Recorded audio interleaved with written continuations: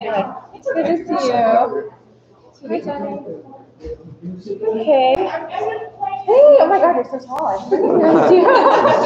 I guess you take after your dad. Okay, we're live, I think. We have 3 lights, 25 people. What's that? It's kind of see what it looked like. One of the lights was made from yesterday. There are 25 people. Okay, everyone, we're streaming now, so It is live. you are being watched. Don't say anything you would regret. Yeah, don't swear. How many? 22. Oh, there's my mom and dad. Are there people in the chat? Tell if there's anybody on. Yeah, there's a few. There's 24 so far, and there's people in the chat. Can you guys hear us? Yeah, Deb said you could. Deb's live. Okay, great. Oh, nice. So you're one of my observers? You're delayed, but yeah. We can hear you. Great. What's that? Yeah. David Pickering said we can see the screen and it's working good. Awesome. Great. Good. And then I'm just going to charge this, and this is our backup. Don't walk on here. Oh, right. Goodness, now what's in it? This is a backup in case Backup. the connection Oh. doesn't, but it seems like it's working, so. Yeah, Grandpa, people do you said want they to can hear us. introduce yourself? Seems too good. Well, yeah. I'll be introducing myself to this stuff. Okay, sounds good. I'll put it in the chat maybe, like, we'll start in about 10 minutes. Yeah, I think also they can just hear. Oh, okay. Right. Yeah, I should probably. We can hear you. I feel like I should have a sign that says, like, you're on camera.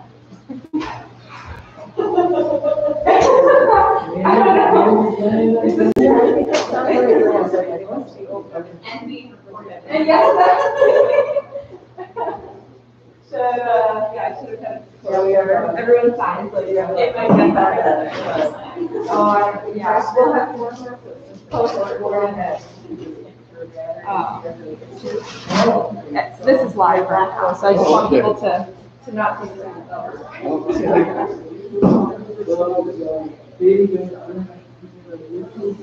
If she's able to, if she's in a room by herself.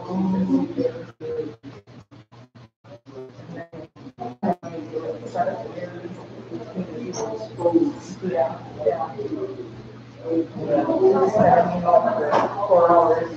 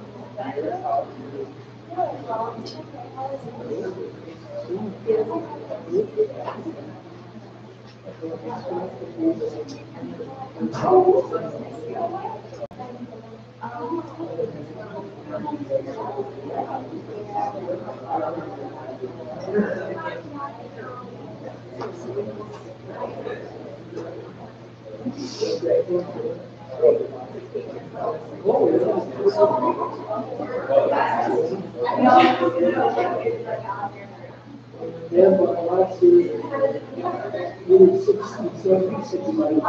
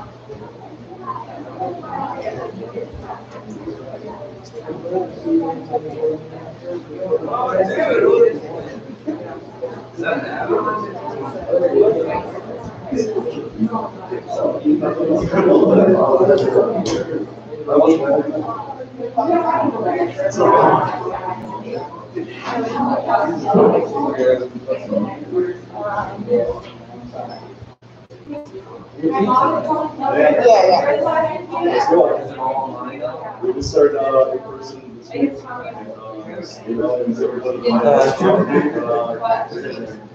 In case they're having that, so.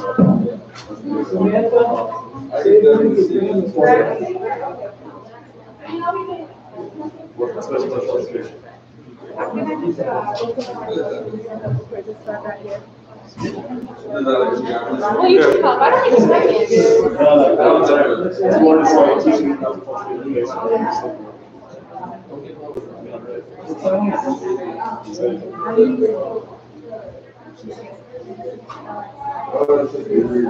I was just thinking of the week, like to replace the instrument.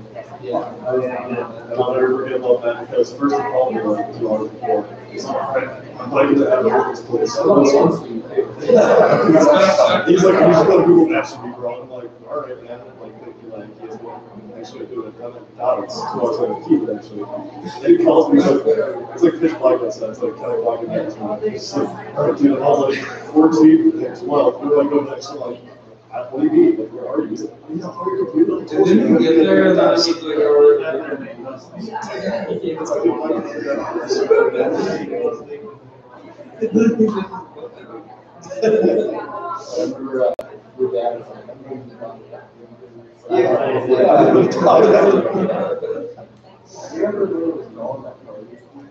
Oh, yeah.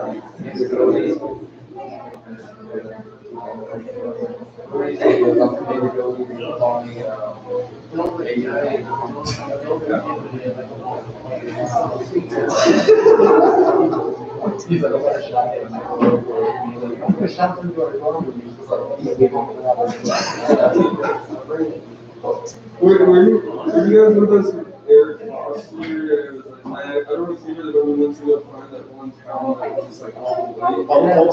And he got there, he actually just got our license. He falls asleep. I don't even know if we really need this. I guess it can't hurt. It could hurt. So, you and Melissa are sitting here, Randy. Also, So the back camera is probably higher resolution than this camera, so if you Turn it around. it's up to you. I mean, this looks good enough too, so it's really I up to you. think it's probably okay. You're right about the resolution, but this looks okay, right? I think it's okay. It's just a backup anyway, just so. I mean, most homes are fitted with these ones. Tommy, give us a nice dance. Entertain us with your. We've got 29 people on call, so maybe not too. Okay, well, I'll try this. I'll just give it a shot. And see what it is a wider view, I think. Yeah.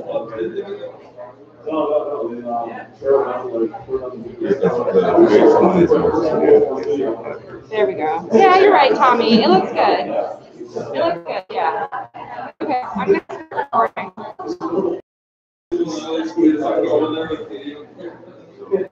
Okay, I need my personal phone. Someone's going to call me, and I don't really know where that went.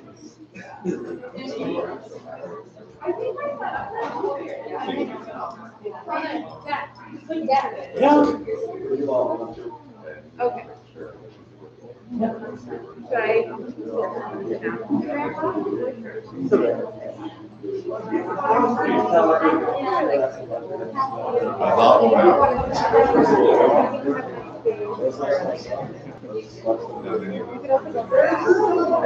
Wherever you want. Last time he was here.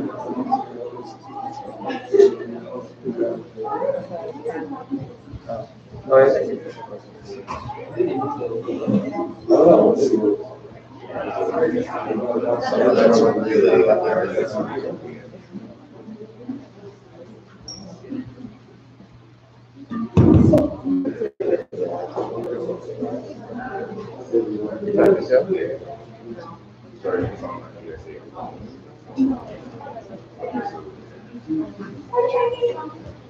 Hey. Hi. I love you.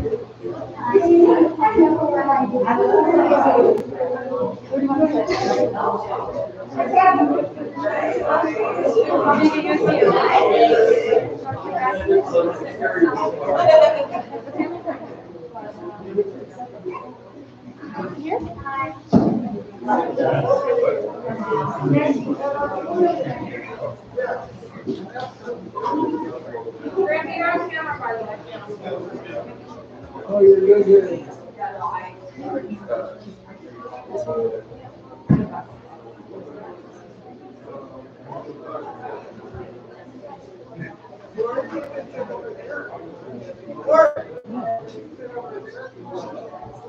Or actually, why don't Tommy and I maybe split our chairs over there?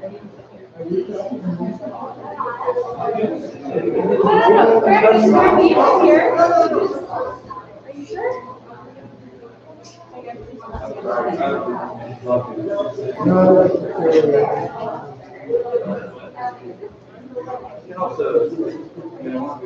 Yeah.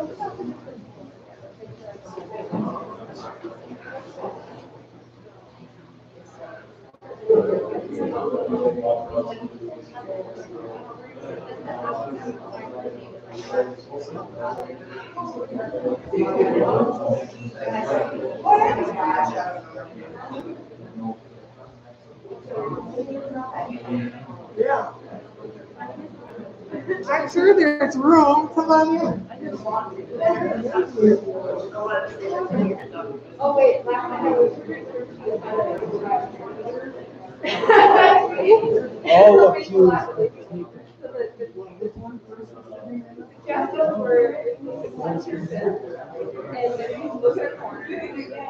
Look side to side, breathe. Breathe. So. It looks like. Check out the corner. They said a part of that, like, trying about math at the same time. And I'm like, I don't know, I feel like I cried a lot when I had to try math. Well, I guess we're about ready to get started. Can everybody hear me? Okay. Hi, good morning. I'm Max's grandpa. And I want to thank you all for coming today, sharing this time with us. COVID-19 has certainly made an impact on us today, requiring the masks and the social distancing and all that stuff. And it's keeping us from having food certainty also. But we're going to make the best of it. We are broadcasting and recording today, so if anyone wants to hear it later on, they can. It's difficult to lose a loved one, no matter how many times you do. Sometimes a loved one is a best friend, and that happens too. But let me tell you, it doesn't get any easier, no matter how many you lose. Today I have chosen 2 books for us to contemplate. Don't get nervous, I'm not going to read 2 books to you. But I have barely started these books, And I'm gonna let you help me finish it. The first book I call the book of regrets. It's a dark book, as you can see, but it has to be right.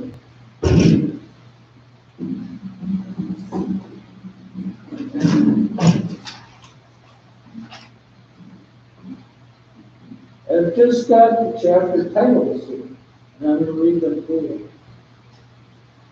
We regret. We will not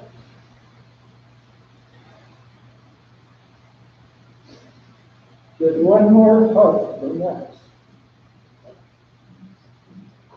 We will not see Max graduate college. We will not see Max get married. We will not see Max become a success in his chosen field. We will not see Max's children. Now, as I said, these are only chapter titles. Each of you get to finish the chapters and possibly add more. But now I'm going to the next book, the more pleasant book. I call it the book of love and joy.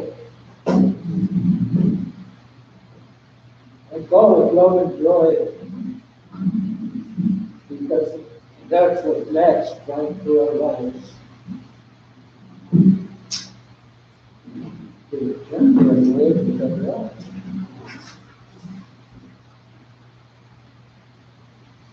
The beautiful thing about a life lived is that no matter how long the life is, we have the love and memories left in our hearts and minds.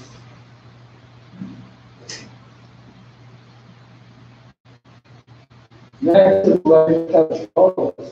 That's why we're here today. He was a sensitive, loving, and sometimes funny guy.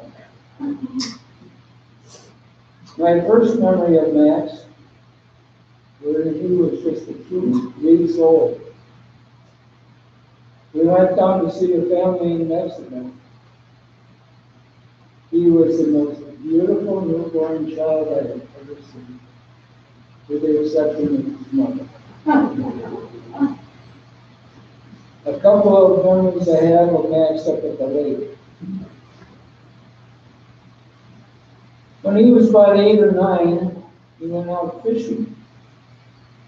And he caught a real lump that had to have been at least 1 pound long. But he managed to get it. He was one proud kid. The picture of that experience is in the other room.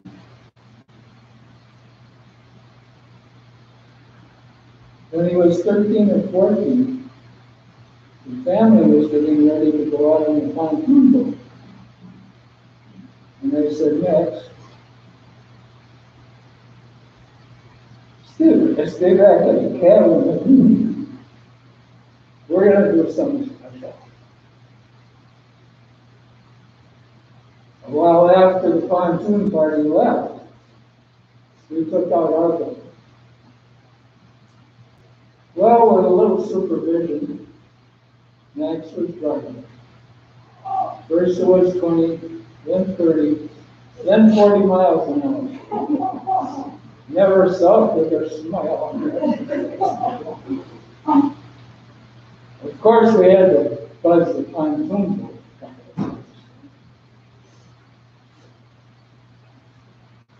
We now would like to have each of you, many of you, however many of you, share your memories of Max.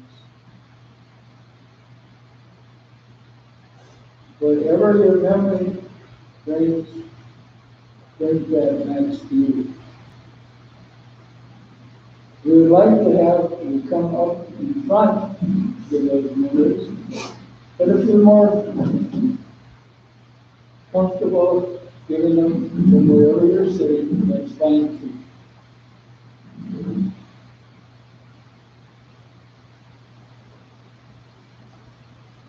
Please start from the front. Stand up.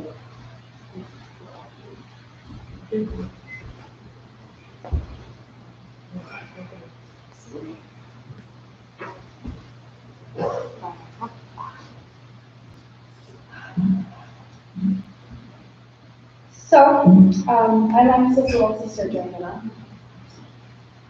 I just want to give a very simple, quick story just to tell you, as you probably already know, what my brother was truly like. When I was young, we had a pretty standard older brother and little sister relationship. He teased me, and as I was an especially gullible child, he reveled in being able to pull whatever little practical jokes that he wanted, because of course he would get a reaction out of me. It was, for all things considered, a pretty cut and dry older brother, little sister relationship. Until one day, as you all know, I'm an artist, and my whole life I've always been very private about the things that I create, just because I'm afraid of being judged. I think everybody is. And there was one day where Max, I was probably about 9 or 10. He asked me if he could take a look through one of my sketchbooks. And of course, my immediate reaction was to say no, because as I had grown up with nothing but teasing from my older brother, I was definitely a little bit hesitant to show him such a personal side of myself. But I said yes. We went into my room, which is in the basement, and we just went through my sketchbook. I gave him context to all the silly little things that I drew, all the, kind of dorky and nerdy interests I had, and every step of the way, Max was there to tell me how good it was. He showed every bit of interest. He asked questions. He was nothing but supportive and sweet and completely non-judgmental. And in my memory, that's the day where my relationship with my brother went from being the dorky little sister that he liked to pick on to a real, genuine friendship. And for the rest of my life, and for the rest of his, we had this connection with each other that I know I will never have with anyone else again. And that was also the day that I truly learned who my brother was. He has many layers of irony and sarcasm and humor to him.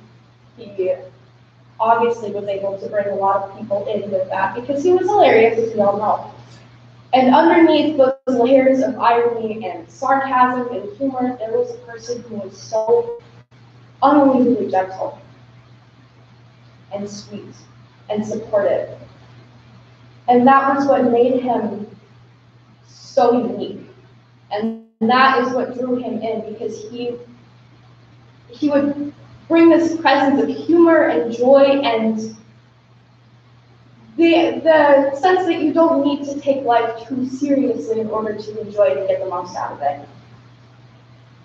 And with that, he would offer you the most sincere kindness and care of anyone that I have ever met.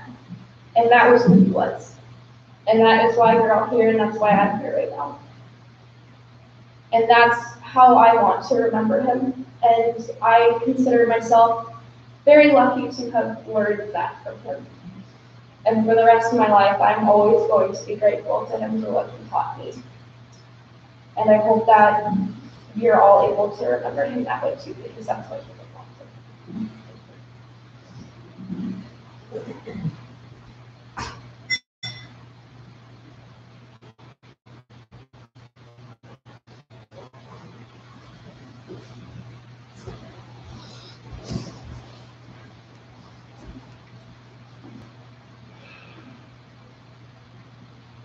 I had to write it down. My name is David. I'm Max's uncle. I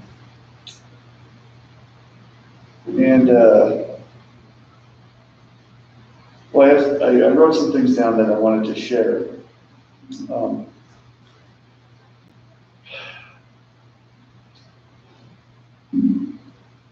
So we lost our nephew to to mental health challenges and disease. Max is my sister's seventh child, a brilliant, kind young man who as a child used to sit on my lap and call me Uncle David. There's a picture in that room of him doing it.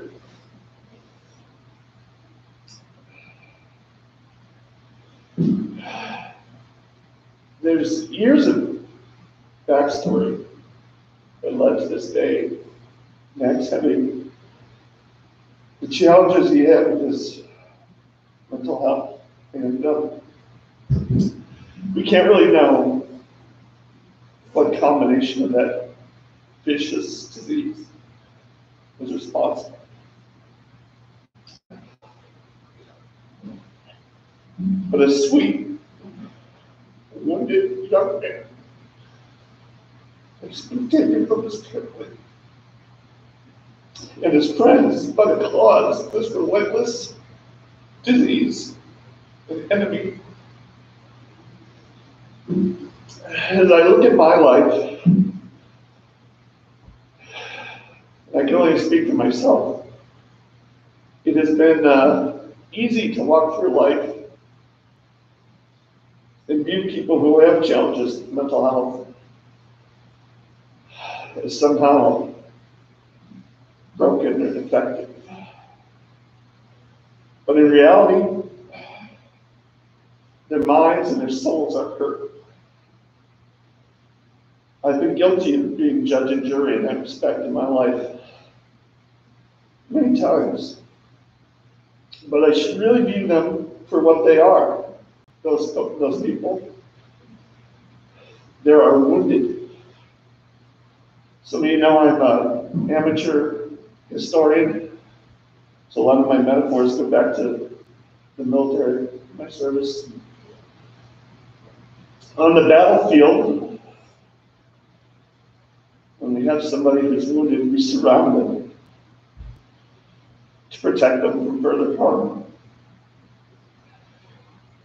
We render aid, and we carry them from the field to a safe place where they can recover and get the care they need in peace.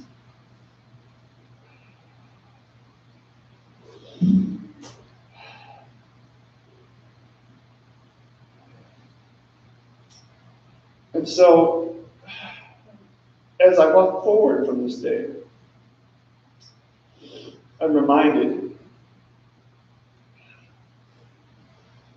when I encounter somebody who may be struggling in that area,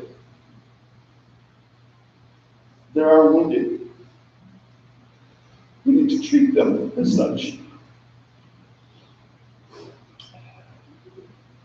Render them aid, carry them to a place of safety.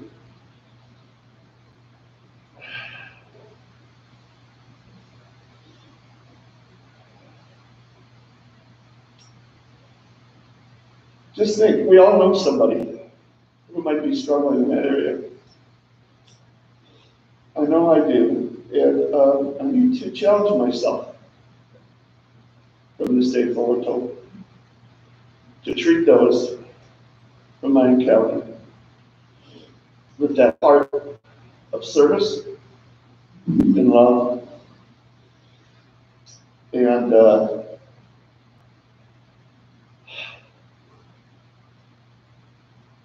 provide them with that safety they need to heal in peace. My prayers go out to you all who grew up with Max. Every one of us here who knew him. I'm a man of faith, and I pray that God's peace will be present. And you're hearing great stories about Max today. He's a wonderful young man who touched many lives. He's kind and generous, thoughtful, and brilliant. And that's the way we choose to remember him. For how he shined light into this world. Thanks.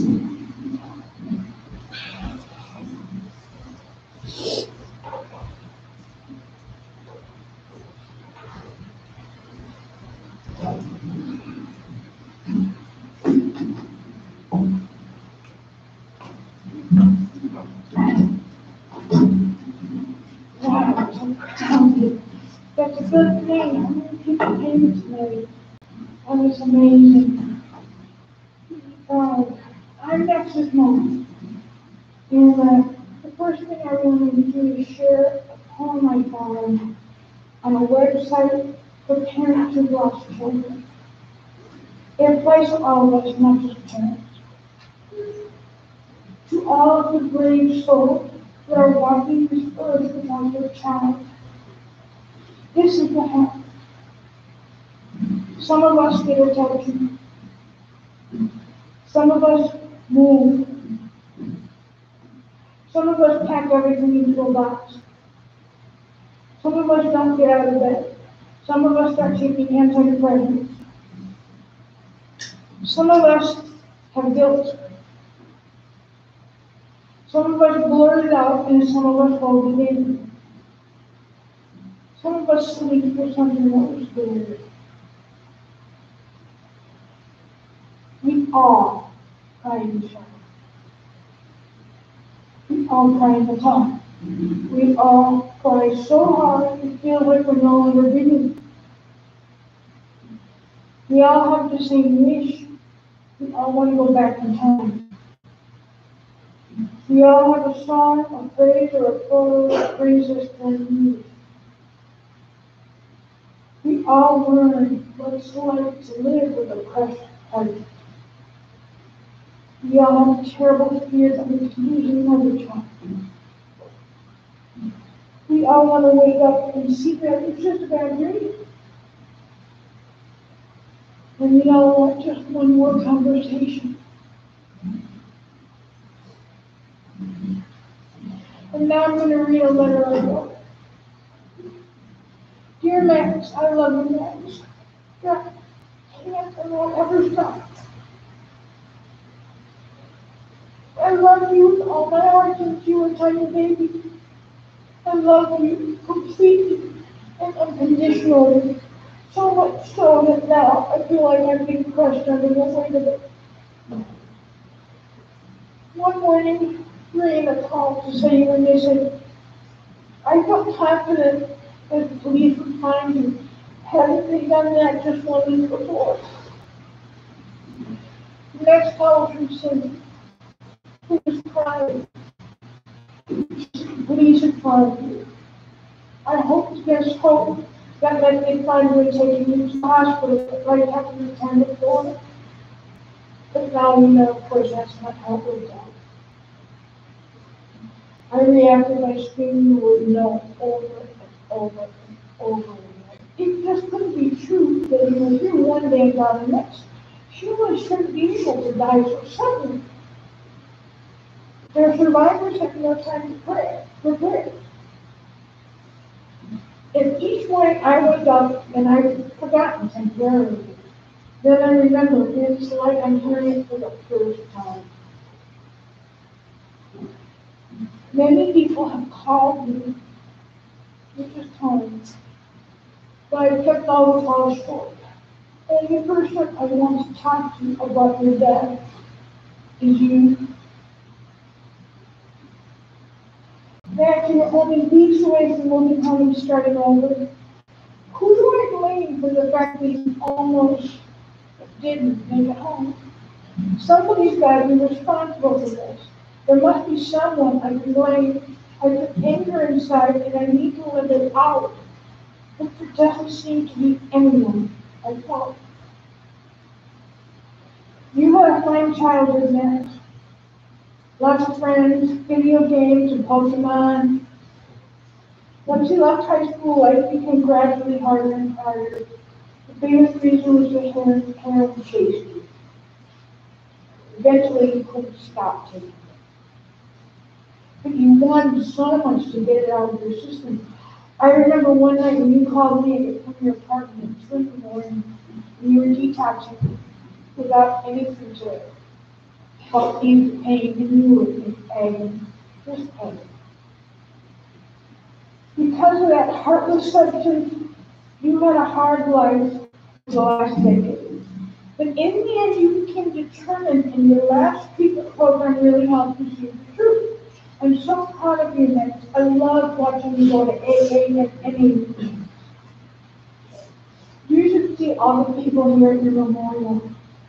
So many people love you. The memorial website has posted many of your coworkers testifying that you were kind and hardworking and funny. And to your friends with memories to share. You could be embarrassed to see how many pictures of you there are around the place. It's time for me to close this letter, you know. My last words to you were in a phone call. And I said, I love you. I hope you always knew that and that you know it now. And I believe you too.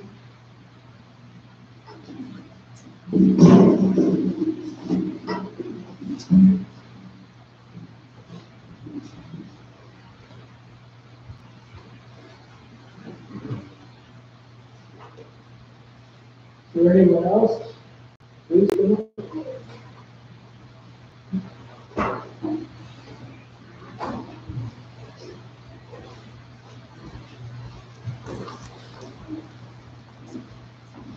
Sorry, I'm trying to do this a really bad focus so you can see it's first. Max is one of the most unique people I've ever met. I envy his pure raw emotion and sensitivity. It scared me because I've never met someone so in touch with themselves, yet so lost at the same time. He was my twin flame. But one thing he never did was complain, no matter how much pain he was in. He just never complained. He was so cautious about everything, which I always found really funny. But a lot of times he really saved me. He just cared so much about everybody in his life, the coworkers, family, everybody. His brilliance was intimidating, yet so beautiful. Of course, I wish I would have told him how proud I was of him. But even if he didn't believe it, Max overcame so much adversity in his life. It was both heart-wrenching and inspirational.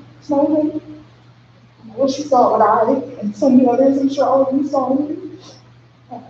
He was always willing to help someone else that was beyond steps toward feelings and motives for himself. That never stopped him from lending a helping hand. He had incredible intelligence and infectious humor. He's also such a talented writer, poet, so introspective and so artistic. I think his sister Joanna really described it wonderfully. People who write for him, who write for him, which is really rare with people. So many memories that we shared daily, Monday tasks, everything. Hiking in the mountains in Sedona, Arizona, which was amazing. We loved to do it. Swimming with stingrays in Mexico. It was always an adventure. But I think it's really the little, small things on these slopes. Watching really bizarre YouTube videos that I would never know of. But I love it, and I love it even more now. Just watching him play video games is fascinating. I've never seen him play like that. Wrestle with his siblings, which got really intense. I'm not sure you guys okay, but I loved it. And just being around him. Pain and existence is a lot for him to bear. Like it is for a lot of us. But he kept moving forward and superseded that no matter what. So the intense love that we shared, it's irreplaceable to me, and it'll always be with me. So to Max, wherever you are, I hope you're light and free, doing whatever you want. Especially living it up with your favorite rappers, MF2, J Dilla, they're up there, and enjoying whatever this earthen realm just can provide you. I look forward to the day that I can see you again. Probably just been really annoying, but I'm really excited. I just really look forward to it. I know I'll have so many questions, and you will too. And you always said you wanted to help people, you just didn't have a clear vision of how to get that done. But you did it, you do it so much, and you continue to do so. So many laughs, so many tears over the years, but your life was impactful, which is all you ever really wanted in the end. So what I'm gonna try to do is, continue on my survival journey and continue to work on our goals that we had. And I always just want to make you, make Miss proud and me as well as you. So I love you and I miss you.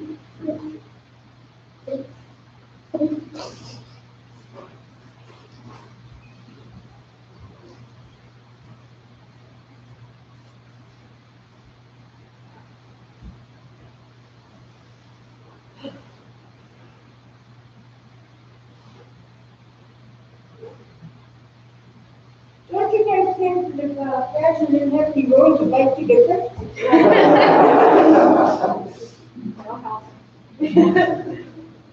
Hi, Nathan. I'm just a brother. I can't say mental story. He he'll save himself one day with grandma's face and his being and just smile and say that's of concern. He'll even say his own life when he says it with grandma's face. But that's not now, and we'll meet Max eventually, but it's not now, which in this case isn't the best. Max, to me, was an older brother that understood a lot more than me.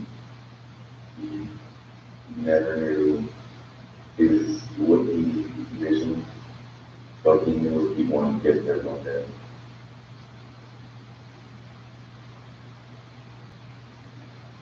Sorry, I'm not really that. He's speaking from heart more. But he had a lot of ways to deal with things. He went through so much just being able to come back home and go again. He never always looked at the past. He looked at where he caught from. He didn't dwell on it. He looked off on it. And he would probably say, I did that and I got out of it.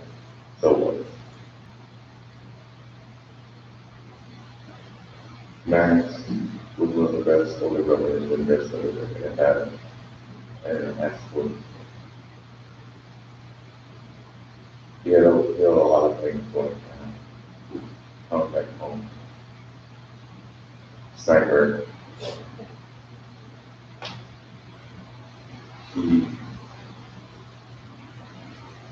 He's just a hopeful guy, and I don't understand that. No matter how much I try, I can't understand that. But I'm glad I have a brother to be able to have a brother that was usually listen on the brighter side of it, goes sometimes. He was a lot more sensitive than I would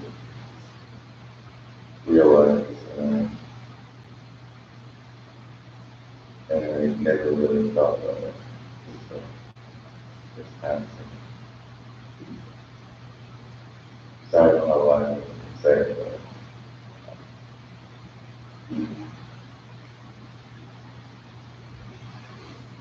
he was a bright guy. I don't know how bright he was, but he was brighter than the sun usually. He was always ready to win the day, make a bad day every day, and never tried to be jealous about anything. Max was a great guy. One of the best coaches I've ever had. I always make that up to him. Repay all the good he's done.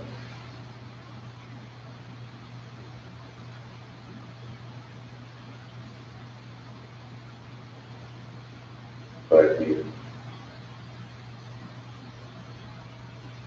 won't be able to do that.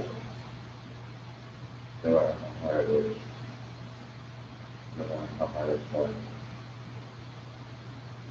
I can't get all the big stuff for me or anybody else here. All that happiness in me, all the laughs, made us that area we kept it down. Wish I could do this with one right and give this one speech at least. I don't feel the pain that this, that I hope at one time I can work these hands in full, hopefully.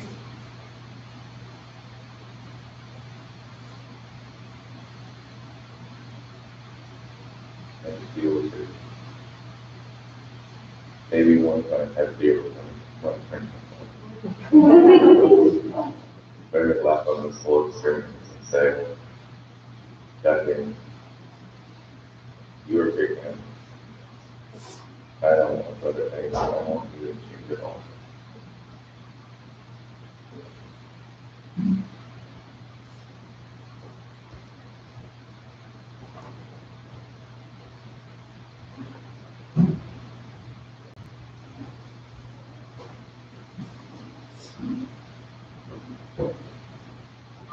Max, we love you.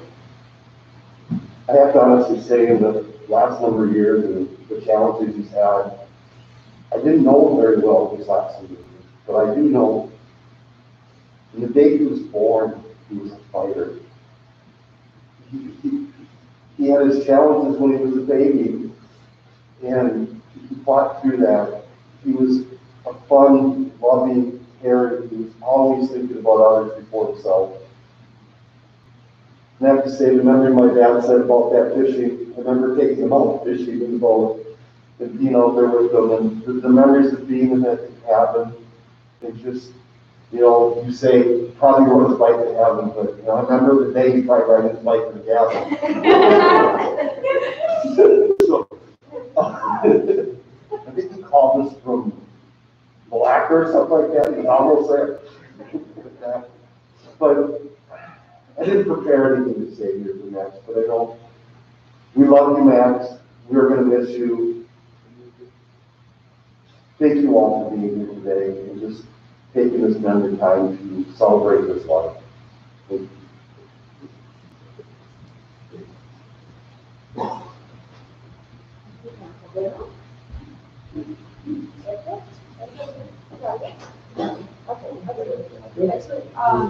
Sorry. So, my uncle is calling in from Mexico. Yeah, no, I'm gonna put you on speakerphone, and I'm gonna put it up to the microphone. Okay, hold on. Okay, everyone, this is my Uncle Hector calling from Mexico. Sorry, this is low tech, but we're gonna figure out how to do it.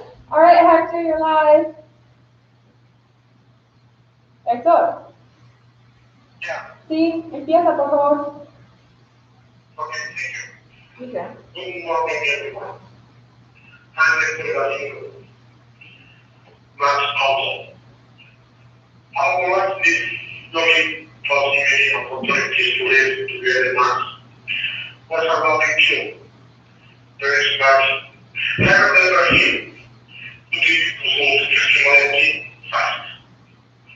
When he left me with supper, he was listened by everyone together with his mom and son. My family cries for Max. He will be remembered for a lifetime. I love Max. His dreams. That's all. Okay. Thank you very much. Thank you, Danny. Thank you, Hector. Bye. See you later. Bye-bye. Okay, I guess since I'm up here, Dennis, is it okay if I just go quickly? All right, I also prepared my notes in advance because I'm the oldest sister and that's what we do. Okay, so my name is Sam. I'm Max's older sister, and Max was my first brother, so that was very special to me because he made me a sister, and I think, Max's personality, he may have made me type A. I took a lot of joy in protecting him, however frustrating it was. So from a very young age, Max and I went back and forth between here and Mexico City. We have family in both places, as I'm sure you figured out. And when I was a kid, I really struggled with trying to stay connected to both families and both cultures in two countries, always being, away from one or the other. And that was tough as a kid, as a teenager. And Max was the only person who knew exactly what I was going through. So we really supported each other, and I was very grateful to have him, basically just as a support system to grow up with that experience. And he made it a lot easier if we had the camaraderie. And another thing I wanted to note is that, sorry, I guess, one of the first things that people usually comment about Max is how incredibly intelligent he was. When I was in college and he was still in high school, he would help me with my calculus homework and my physics homework. He helped me write a paper once because I was procrastinating. He was just so brilliant. And just actually a couple months ago, Max texted me asking for help with the class, with homework he was doing for a genetics class. And I've studied genetics for many years now. I have a bachelor's degree, 2 master's degrees, and a PhD in genetics. So I thought the time had finally come for me to impress Max with my knowledge in the field, and it was entry level, so I was like, I've got this. So I worked through the assignment on my own, and I texted him, I'm like, ready, I'm so proud to explain the answers to you. And he was like, oh, I'm done. I've been done.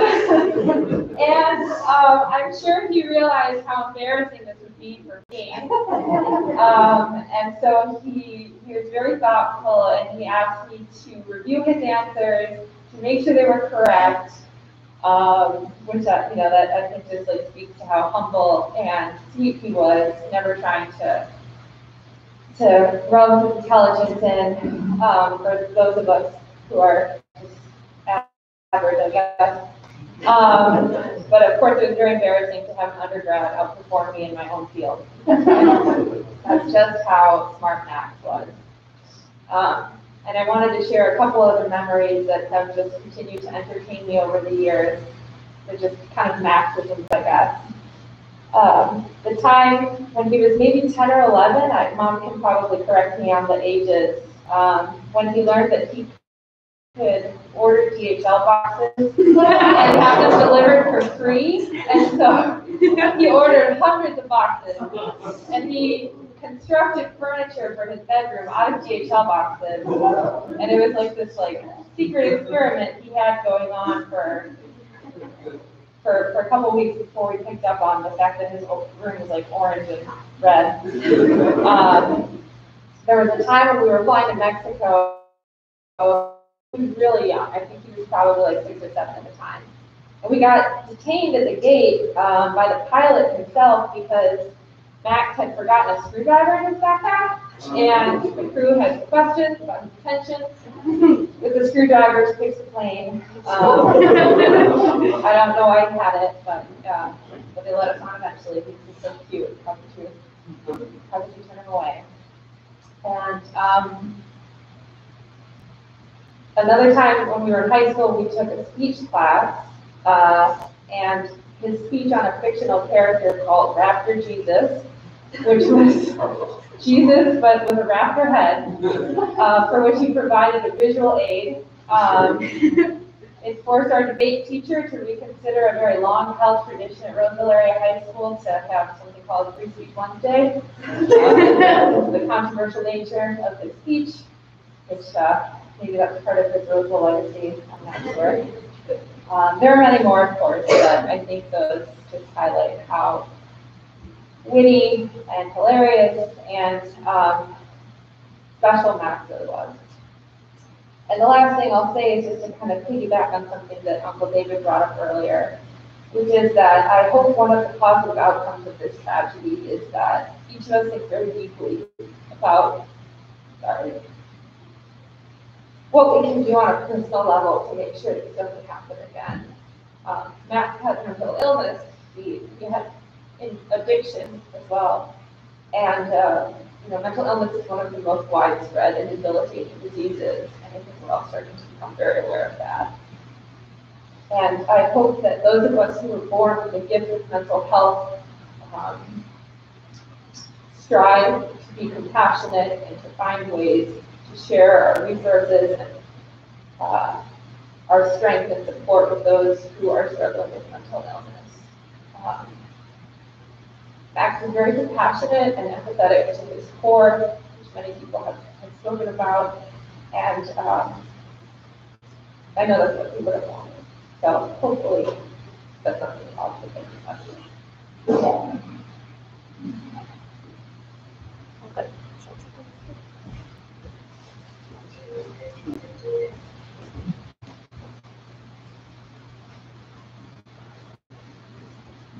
Hello, I'm Dennis, Max's younger brother. I want to talk about some of the memories I had with him. When the first time I met him, when my mom at the hotel, and we were so excited to play basketball. We didn't have a basketball group, but we played. He loved me and him and Joe walking for hours and talking about it, making up stories that made no sense to anybody. But it was. And last, I would like to talk about how me and him have plans when we come back to Minnesota. So,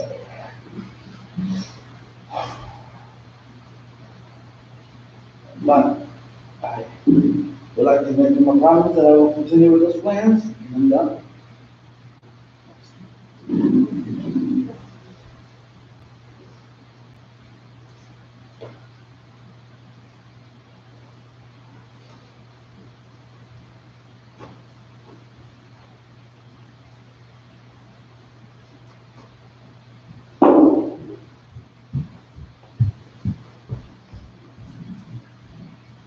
Hi. There's a lot of people here. It's a lot easier to say you're going to come up here when you're sitting back there than when you're standing up. But my name is Caitlin. I'm a friend of Sam. I've met Sam in kindergarten, and we've been friends ever since, and spent a lot of time in the Galindo Grants household. And Max was always around. Max was just Sam's younger brother. They had rooms right next to each other, and Max witnessed a lot of debauchery between elementary school and middle school, and especially high school. And he was just always there to watch. But the thing about Max is as funny and as smart and as cool as Sam and I ever thought we were. Max was 30 times smarter, 30 times cooler, 30 times funnier. And we would break into his room sometimes, do you remember that? And go through his stuff just because he was just so fascinating to us. And then we threw a party once. Sorry, Mel and Randy. You know about it. Yeah.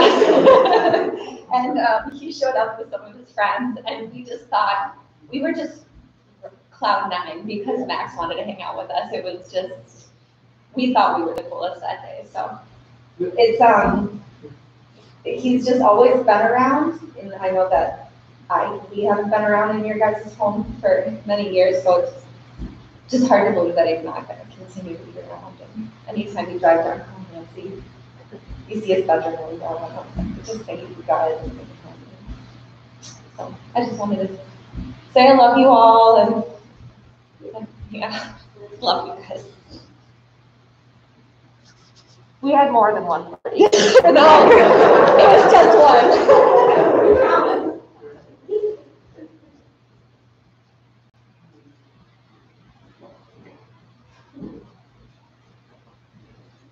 Anywhere else?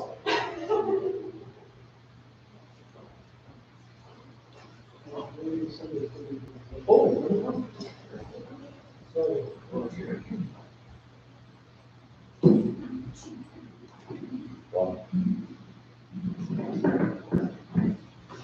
I'll tell God everything. It's been such a privilege to hear from perspective of youth Max, from family members, from those who know us, and I want to speak a little bit about one of those to be Max's friend. My name is Eric, for those who don't know me, and I met Max in first grade at Central Park Elementary. This is Louis' class, represent. And I was a very, very shy kid, and when I met Max, I thought he was the funniest, smartest kid I've ever met in my life. And he wanted to be my friend. How privileged was that? How amazing that this kid who I thought was so funny and so intelligent wanted to be my friend. And I look back at that now, and I just spent so much time at the house. I lived only 2 blocks away. And we had that friendship all the way through high school. And you know, as one does, you lose touch after high school here and there, but I had the privilege to see him again last year. In fact, this month last year. And yeah, nice little Central Park reunion over at Alec Wells' house. It was awesome. And he was still the same kid who I met in first grade. He was just as funny, just as smart, just as intelligent. And it was just like we had never lost touch. And we just talked for hours and we were watching those bizarre YouTube videos and just dying with laughter. And it just felt like old times. And to share a few stories about Max, I can go back to a few of them. I've heard so many things about his love for biking, and I think back to when I was in 9th grade, it's like 2007. He tells me, hey, all these guys are going to this house in Livestream, and they ran out of space in their cars. I'm going to bike it. Now, Livestream is like a 35-minute drive. Granted, on a bike, it's about 3.5 hours. And he tells me, he says, I need you to buy a computer because I need you to guide me there when I get lost. And I say, oh, okay. And I don't think he's actually going to do it. So I'm at McDonald's a couple hours later, because that's what you do in high school, just hang out at McDonald's. And I get a phone call, Max, and he says, okay, I'm at the corner of 12th and 14th, where do I go next? And I'm like, wait, what do you mean? He says, are you not my computer? What's going on, man? And I said, no, I didn't think you're actually going to do that. And sure enough, he's like, I'm completely lost. You're not going to help me out right now? And I'm like, I'm at McDonald's. I don't have a computer in front of me. GPS doesn't exist yet, man. I don't know what to do. And I'm told he eventually did make it to the house, and when he made it there, he fell asleep right over. Another memory I have of Max is I heard the DHL boxes. Now, I do remember the DHL boxes, but I also remember that he addressed them to my house.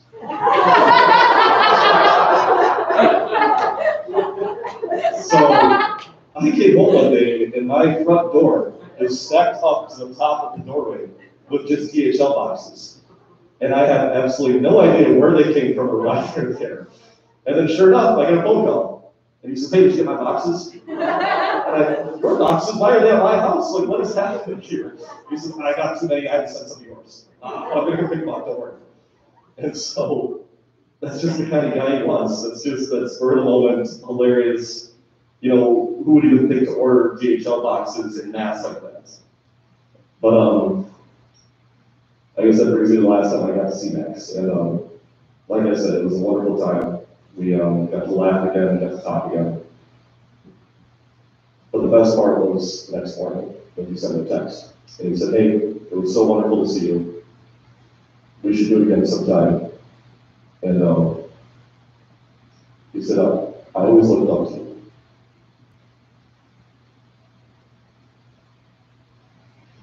And I thought to myself, that's impossible. Like, how could somebody who I found so funny, so engaging, so smart, I looked up to him.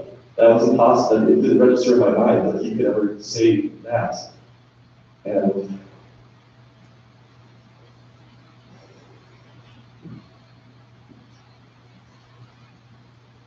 I just wish he could know how much that meant to me. Max was my first friend. He will always be my first friend I ever made. He will always be my first best friend I ever made. And I'll always love him.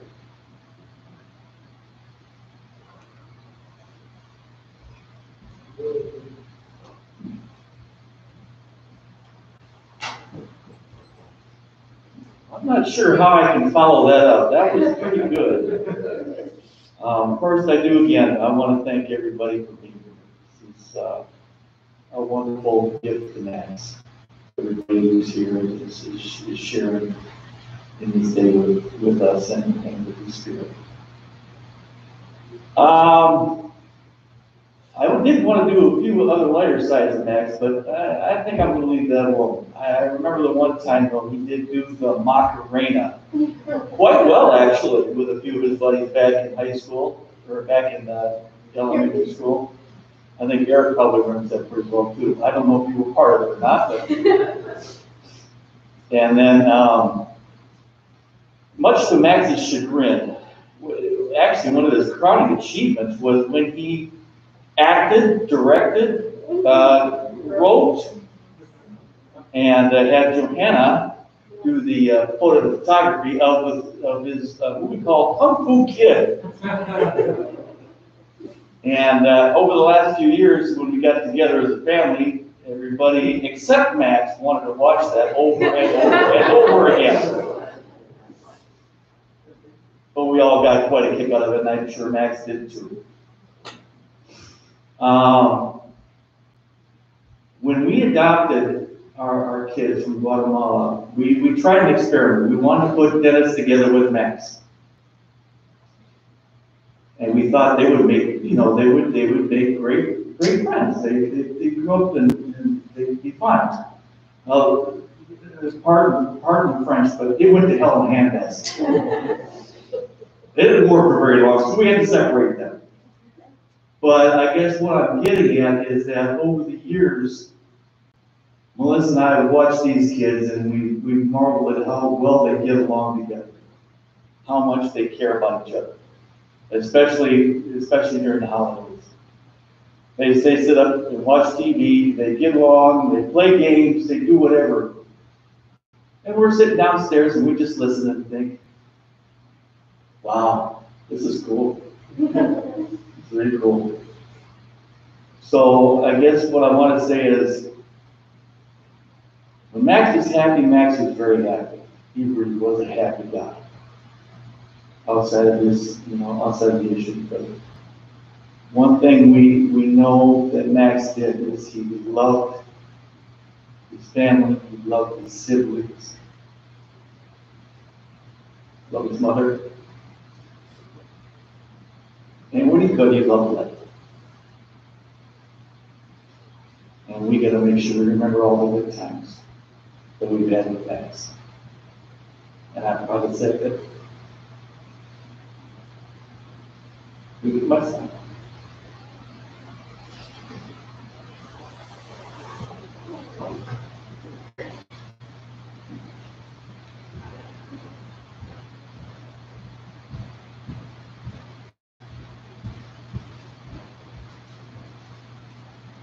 I hesitate to take time away from family, but I'm a friend of Johanna's. I've known Jo since kindergarten, and I'm glad that some friends of the family came up here and told about how legendary this house is, with how many legendary people have come from this house. And I distinctly remember being little elementary school terrorists chasing this poor teenage boy around the house at 6 and 7, me, Jo, Audrey, several others, chasing this older brother around the house like we owned the place.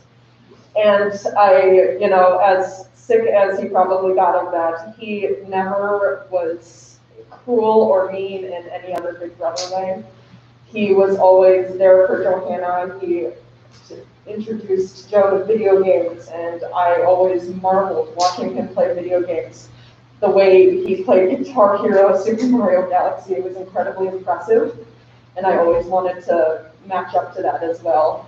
And I remember, I think it was Johanna's 11th birthday, and I'm sad I couldn't mention the Kung Fu Kid myself, but Max wrote an excruciatingly long birthday song for Johanna, and it was a remix of Tim and Eric's birthday song, as well as an incredibly long rap sequence dedicated to Johanna that we listen to almost every year. And And I will be driving and think of that song sometimes. It's so haunting and wonderful. And I never grew up with any siblings. I think that's why I loved the Grant House so much, was because it was always a place to go and see, oh my God, these people have siblings and pets, what the heck? And so it was so fun to be at, and just wonderful company all the time. And I will always remember Max as being somebody who was the epitome of big brother, somebody who cared, somebody who was really good for the family, and somebody that I could see had a profound impact on not only Johanna, but everybody around him. I didn't know him that well, and I can tell how much he was loved and how positive of an impact he had on all of us. And so, thank you, Max.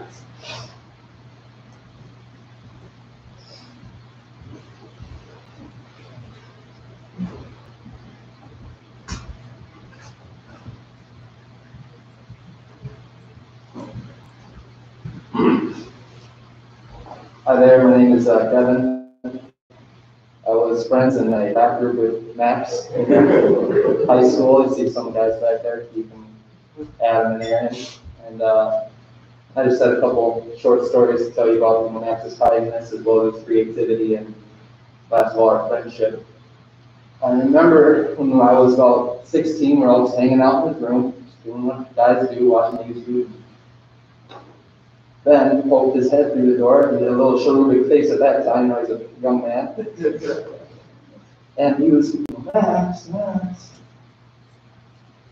I remember, as a self-absorbed youngest child, I couldn't believe what happened next. Max followed him out of the door and read to him, and we went for about an hour. I was like, where's Max? I went to go get soda or whatever. He'd been there, in bed with them reading a good night story. And I really thought that was, a really wonderful thing for him to do. He's just such a, he really cared about his younger siblings, and I thought that was so nice. The story about his creativity is, the first time that we got everybody together at a coffee shop for a little rap show. I had done my set, and that was supposed to be it. And then Aaron and Colin and Adam go to Max and said, "You got your song, we'll put it on for you. We'll put the instrumental on. Just get up there and do it." There's about 40 people in there. Unintimidated, he went up, and I at that moment realized how bad I wasn't rapping. Every punchline that he said got a reaction, whether it was a gasp or a laugh or whatever he wanted to garner, and every single line hit.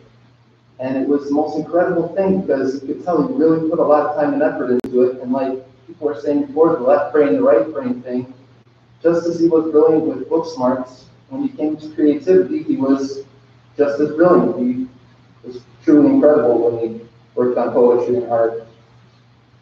And the last little story I'd like to tell is just about me and him as friends. We ran with a group of 5 guys, and it was pretty rare to have just 2 of us together, but it was a Wednesday night. He was over at my house, and we were watching TV, eating snacks. And he looked at his phone and realized that it had been daylight savings time. And the clock in my basement hadn't changed yet, and we kind of joked to each other, what if we just, abided by the time on the clock down here and we didn't follow what the clock on the phone said? And so my mom called downstairs, it's getting late, Max should get home here. And I said, no, it's not that late. We still have another hour or 2 left. It's only 9 o'clock. And I thought about that when I was wondering about stories from Max, and it might seem simple, but it really was a little, almost like a little bubble that we wanted to live in and stay in with each other and just hang out, and we just wanted another hour together to just talk. You didn't need to have a concert or a movie or plans to go to the mall to be with Max. All you needed was just time, just conversations together and pick each other's brain, and that really points to what a great friend he was. And my condolences to his girlfriend and his mother and his father and his siblings. I really did love Max like a brother. I miss him a lot.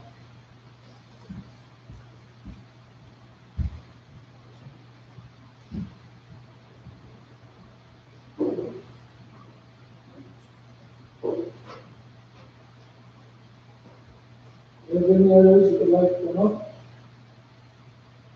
Lois?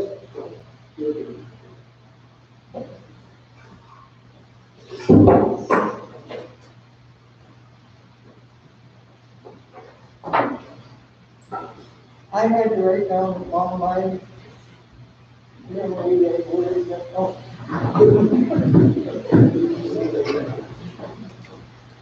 It was wonderful hearing so many wonderful stories from his friends in Sydney. And today we are gathered in Max's memory. And we are left with many unanswered questions regarding why he died. We never fully understand it. We can continue to focus on our lives. But I believe an entire good can be and will be his legacy. We all agree for life has short and short. The fact is everyone has value and meaning. If they live to be 180 or 90 years, his life brought joy to me. And that is my beautiful family. He was tender and respectful, and showed me love. I saw him cry in pain and laugh with joy. But his life became complicated and difficult. Not to be tonight. But that is not what I choose to focus on. Those memories will have to stay in the book of regrets. But I believe in the good that has come with the blessing made by the family's decision on behalf of them. They have chosen to have memorials and monetary gifts given to National Alliance on Mental Health. I have never heard of the organization. They help children and adults suffering from mental illness. In that way, his life will touch others who are dealing with medical and emotional crises. They have chosen to do this with a gift that holds promise for others. Through this organization, they are reaching out to help others even in their silent grief. We can only find good in the most devastating situations. And their life legacy. One only has to look at what I believe is doing. We are so grateful for the joy of being Max's grandparents. Our memories are precious and also personal. But he will live forever in our hearts.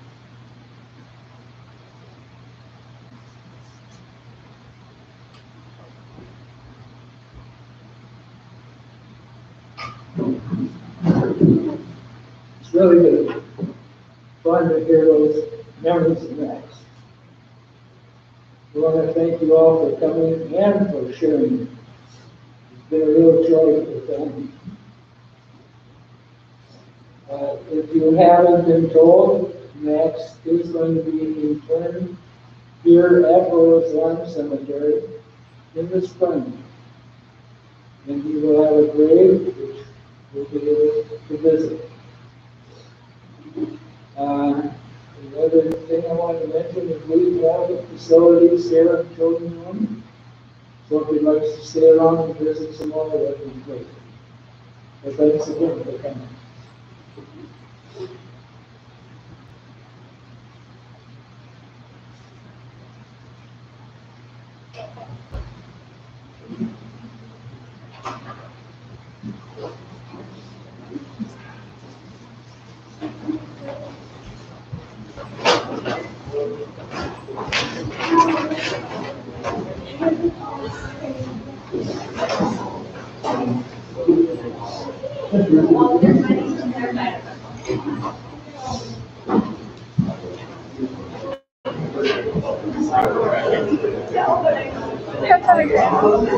Okay, I just want to make sure.